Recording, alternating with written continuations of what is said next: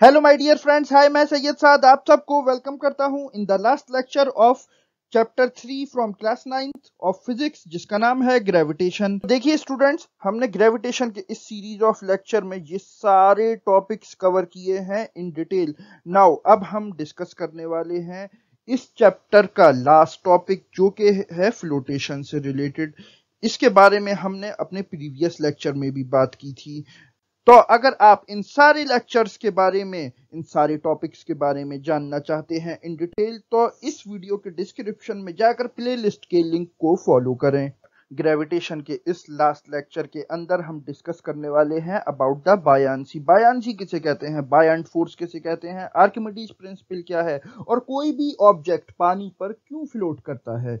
ये लेक्चर आपके class 9th के एग्जाम के साथ साथ एएमयू और जामिया मिलिया के 11th एंट्रेंस और डिप्लोमा इंजीनियरिंग एंट्रेंस एग्जाम के लिए काफी ज्यादा इंपॉर्टेंट होने वाला है। अगर ये लेक्चर आपको अच्छा लगे तो इस वीडियो को लाइक करें, शेयर करें, कमेंट करें और इसी तरह के इंफॉर्मेटिव कंटेंट के लिए सब्सक्राइब करें to our YouTube channel.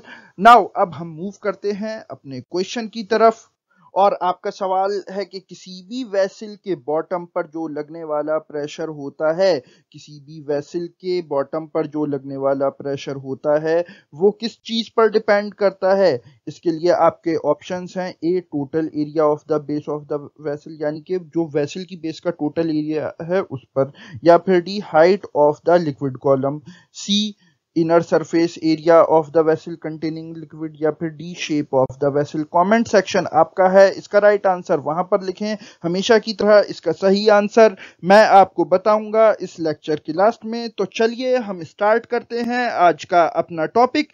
So stay with us because there is a lot to know, a lot to discuss. So let's start. देखो, सबसे पहले हम डिस्कस करने वाले हैं आर्किमिडीज प्रिंसिपल के बारे में। लास्ट लेक्चर में हमने डिस्कस किया था अबाउट द टर्म फ्लोटेशन, यानी कि तैरने के बारे में। तो ये जो आर्किमिडीज प्रिंसिपल है ये हमें फ्लोटेशन के ही बारे में इंफॉर्मेशन प्रोवाइड कर रहा है। तो आर्किमिडीज प्रिंसिपल हमें ये बताता है कि जब कोई भी बॉडी इमर्स होती है किसी भी फ्लूइड या किसी भी लिक्विड में, तो वो ऑब्जेक्ट या वो बॉडी एक्सपीरियंस करता है एक अपवर्ड फोर्स, जिसको कि हम बोलते हैं बायंट फोर्स। और वो ऑब्जेक्ट, वो बॉडी इसकी वजह से पार्शियली या फुल्ली सबमर्ज हो जाता है into the liquid, into the water, और जिसके नतीजे में उस बॉडी के बराबर के वेट का फ्लूइड या लिक्विड वो डिस्प्लेस कर देता है in the upward direction at the center of mass of the displaced liquid। तो ये जो आर्किमिडीज प्रिंसिपल है ये सिंपली इतनी सी बात कह रहा है कि जब किसी भी फ्लूइड में कोई भी ऑब्जेक्ट जाता है तो वो बेसिकली जो फ्लोट करता है बायंट फोर्स की वजह से। इसीलिए आप देखिए, अगर आप पानी में डाइव करें तो पानी आपको खुद ब खुद ऊपर फेंक देता है। उसके पीछे वजह क्या है, यही बायंट फोर्स। और इन द सेम वे पानी में कोई भी ऑब्जेक्ट, जैसे कि कोई भी आइसबर्ग या कोई भी बर्फ की चट्टान जो फ्लो करती है, वो किस वजह से फ्लो करती है, क्योंकि जब वो अपने वेट की वजह से एक डाउनवर्ड फोर्स लगाती है, जब वो एक डाउनवर्ड फोर्स लगाती है तो उसके रिस्पेक्ट में जो लिक्विड होता है वो एक अपवर्ड फोर्स लगाता है उस ऑब्जेक्ट पर, जिसकी वजह से कोई भी ऑब्जेक्ट, चाहे वो कोई आइसबर्ग हो, चाहे वो कोई बोट हो या कोई शिप हो टाइटैनिक की तरह का, वो इसी वजह से पानी के ऊपर फ्लोट करता रहता है। और इसके बारे में हमें बताया था आर्किमिडीज ने, इसीलिए इस प्रिंसिपल को हम आर्किमिडीज प्रिंसिपल बोलते हैं। और ये जो आर्किमिडीज थे ये एक ग्रीक सिटीजन थे, तकरीबन आज से 2,500-3 हजार साल पहले, जिन्होंने कि ये एक बहुत ही कमाल की डिस्कवरी की थी। सो नाउ एक बार अब हम बायंट फोर्स को यहाँ सेपरेटली डिस्कस कर लेते हैं। तो जब कभी भी कोई भी ऑब्जेक्ट लिक्विड पर, किसी भी फ्लूइड पर डाउनवर्ड फोर्स अप्लाई करता है तो उसके रिस्पॉन्स में, उसके रिएक्शन में लिक्विड उस पर एक अपवर्ड फोर्स लगाता है। तो ये जो अपवर्ड लगने वाला फोर्स है यही बायंट फोर्स कहलाता है। देन बायंट फोर्स के बारे में एक बात आप ये अच्छे से समझ लीजिए कि जो बायंट फोर्स होता है ये किसी भी ऑब्जेक्ट के फ्लूइड में इमर्स होने की वजह से, उसके फ्लूइड में डूबे रहने की वजह से ही बायंट फोर्स वो ऑब्जेक्ट एक्सपीरियंस करता है। और ये जो बायंट फोर्स होता है इसका मैग्नीट्यूड डिपेंड करता है डेंसिटी ऑफ द लिक्विड पर, कि लिक्विड की डेंसिटी कितनी है। फिर ये जो बायंट फोर्स है इसका मैथमेटिकल एक्सप्रेशन हमें मिलता है, buoyant force is equal to V into rho into g, जहां पर के V क्या है वॉल्यूम ऑफ लिक्विड, रो क्या है डेंसिटी ऑफ लिक्विड या फिर फ्लूइड, और G क्या है एक्सीलरेशन ड्यू टू ग्रेविटी। तो समझ गए आप बायंट फोर्स और उसके मैथमेटिकल एक्सप्रेशन के बारे में। देन इसी से रिलेटेड एक और टर्म हमें सुनने को मिलता है बायांसी। तो ये बायांसी क्या है? तो बायंट फोर्स तो आप अच्छे से समझ गए। तो ये जो बायंट फोर्स है ये कहाँ से आ रहा है? ये बायांसी की वजह से आ रहा है। बायांसी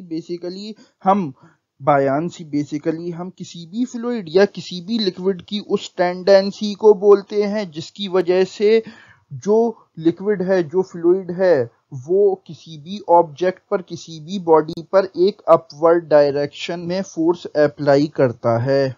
नाउ तो अब इस सवाल को एड्रेस करने में कि कोई भी ऑब्जेक्ट आखिर पानी पर या किसी भी फ्लूइड पर या किसी भी लिक्विड पर, कोई भी बॉडी या कोई भी ऑब्जेक्ट फ्लोट करता ही क्यों है? सो देखो, जैसा कि हम जानते हैं कि कोई भी ऑब्जेक्ट के ऊपर जो ग्रेविटी है वो एक डाउनवर्ड डायरेक्शन लगाती है, बट जो लिक्विड है, जो फ्लूइड है या वाटर है, वो उस पर एक अपवर्ड फोर्स लगाता है जिसे हम बायंट फोर्स बोलते हैं। तो किसी भी ऑब्जेक्ट के तैरने और डूबने के पीछे की साइंस को मैं यहाँ पर आपको बहुत अच्छे तरीके से एक्सप्लेन करने वाला हूँ। उसके लिए आप कंसंट्रेट करो अपने स्क्रीन्स पर। तो जैसा कि आप यहाँ पर देख सकते हैं कि ये जो एनिमेशन मैंने बना रखा है, यहाँ पर एक ऑब्जेक्ट आपको पानी की सतह पर फ्लोट करता हुआ, तैरता हुआ दिखाई दे रहा है। तो ऐसा क्यों है? बेसिकली ऐसा इसलिए है क्योंकि जो यहाँ पर वेट है, यानी कि जो ग्रेविटी की वजह से लगने वाला फोर्स है, जिसका डायरेक्शन हमें हमेशा डाउनवर्ड्स मिलता है, जो कि ब्लू एरो से मैंने यहाँ पर रिप्रेजेंट कर रखा है, उसका मैग्नीट्यूड यहाँ पर हमें बहुत कम मिल रहा है बायंट फोर्स के कंपैरिजन में।